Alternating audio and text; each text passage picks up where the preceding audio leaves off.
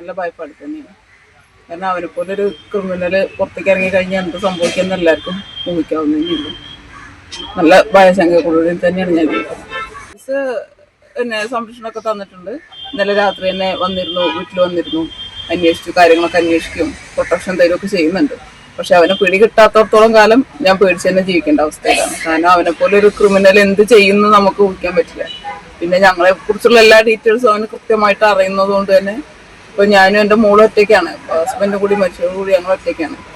അപ്പോൾ അവനെന്ത് ചെയ്യുന്നുള്ള നല്ല പേടിയുണ്ട്. സാധാരണ ഒരു ക്രിമിനലല്ല, ശരിക്കൊരു പക്ക ക്രിമിനലാണ്. നല്ലൊരു എന്താ പറയാ, നല്ല ബുദ്ധിയോടുകൂടി എല്ലാ കാര്യങ്ങളും ചെയ്യാനും ഒക്കെ കഴിവുള്ള ഒരു ക്രിമിനലാണ് അവൻ. അപ്പൊ അവന് ഏത് രീതിയിൽ എപ്പോ വരും എന്നുള്ളൊരു പേടി തന്നെയാണ് ഞാൻ ജീവിക്കുന്നത്.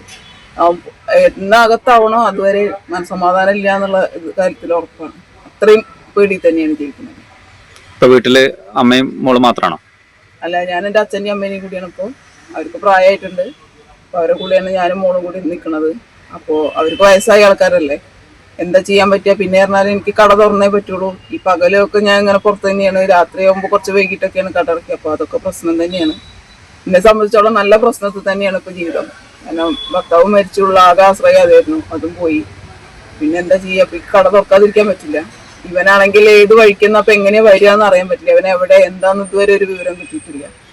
അപ്പൊ അതിൻ്റെതായ ബുദ്ധിമുട്ടുകളൊക്കെ ഉണ്ട്. മാനസികമായിട്ട് നന്നായിട്ട് നല്ല പേടി തന്നെയാണ് ഇങ്ങനെ ജീവിക്കുന്നത്. പോലീസ് എല്ലാ വിധത്തിലും സഹകരിക്കുന്നുണ്ട്. അവര് വീട്ടിൽ വന്ന് കാര്യങ്ങളൊക്കെ അന്വേഷിക്കുന്നുണ്ട്. ഇപ്പൊ കടയിലാണെങ്കിലും വന്നിരുന്നു, ഒരു പ്രൊട്ടക്ഷൻ തരുന്നുണ്ട്. അങ്ങനത്തെ കാര്യങ്ങളൊന്നും കുഴപ്പമില്ല. പക്ഷെ ഇത് ഇവന് ഒരു പ്രാവശ്യം നല്ലല്ലോ ഇപ്പൊ ചാടുന്നത്. ഇതിന്റെ മുന്നേ അവൻ ഇതുപോലെ ചാടിയിട്ടുണ്ട്, അന്ന് പിടിച്ചിട്ടുണ്ട് എന്നുള്ള കാര്യം ശരിയാണ്.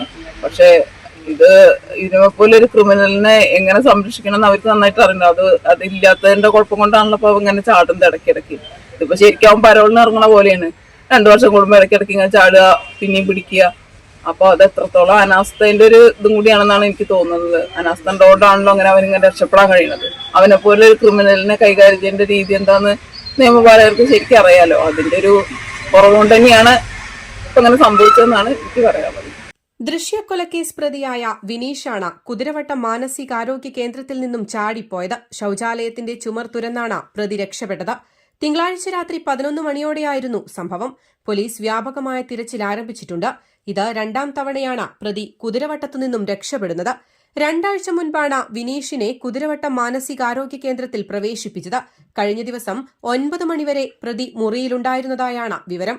ഓരോ മണിക്കൂറിലും ഇവിടെ പതിവ് പരിശോധനയുള്ളതാണ്. എന്നാൽ 11 മണിക്ക് പരിശോധനയ്ക്കായി എത്തിയപ്പോഴാണ് വിനീഷ് ചാടിപ്പോയതായി കണ്ടെത്തിയത്. ഉടൻ പോലീസിൽ വിവരമറിയിച്ചു. നിലവിൽ CCTV ദൃശ്യങ്ങളടക്കം കേന്ദ്രീകരിച്ച് പോലീസിന്റെ തിരച്ചിൽ തുടരുകയാണ്. 2021 പ്രണയാഭ്യർത്ഥന നിരസിച്ചതിന് പെരിന്തൽമണ്ണ സ്വദേശിനിയായ 21-കാരിയായ ദൃശ്യയെ വിനീഷ് കുത്തിക്കൊലപ്പെടുത്തിയത്. ദൃശ്യയുടെ പിതാവിന്റെ വ്യാപാര സ്ഥാപനത്തിന് തീയിട്ട ശേഷമാണ് വീട്ടിൽ അതിക്രമിച്ചു കയറി പ്രതി പെൺകുട്ടിയെ കുത്തിവീഴ്ത്തിയത്. റിമാൻഡിലായ വിനീഷിനെ കണ്ണൂർ സെൻട്രൽ ജയിലിലാണ് പാർപ്പിച്ചിരുന്നത്. ഇതിനിടെ മാനസികാസ്വാസ്ഥ്യം പ്രകടിപ്പിച്ചതിനെ തുടർന്ന് 2022 വിനീഷിനെ കുതിരവട്ടം മാനസികാരോഗ്യ ചികിത്സാ കേന്ദ്രത്തിൽ പ്രവേശിപ്പിച്ചിരുന്നു. News desk Valluvanad news. 35 വർഷത്തെ സുവർണ പാരമ്പര്യം. സഫ ഗോൾഡ് ആൻഡ് ഡയമണ്ട്സ് ഇപ്പോൾ പെരിന്തൽമണ്ണയിലും. ഇന്ത്യയിലെയും യൂറോപ്പിലെയും പ്രമുഖ ഡിസൈനർമാർ ഒരുക്കുന്ന അപൂർവ ഡിസൈനുകൾ. Different by designs. നിങ്ങളെപ്പോലെ സ്പെഷ്യൽ. ഓരോ പർച്ചേസിനും ഉറപ്പായ സമ്മാനം. 3 ഭാഗ്യശാലികളെ കാത്ത് വിദേശ ഹണിമൂൺ ട്രിപ്പും സൗജന്യ ഇൻഷുറൻസിനൊപ്പം കാതുകുത്തലും ഫ്രീ.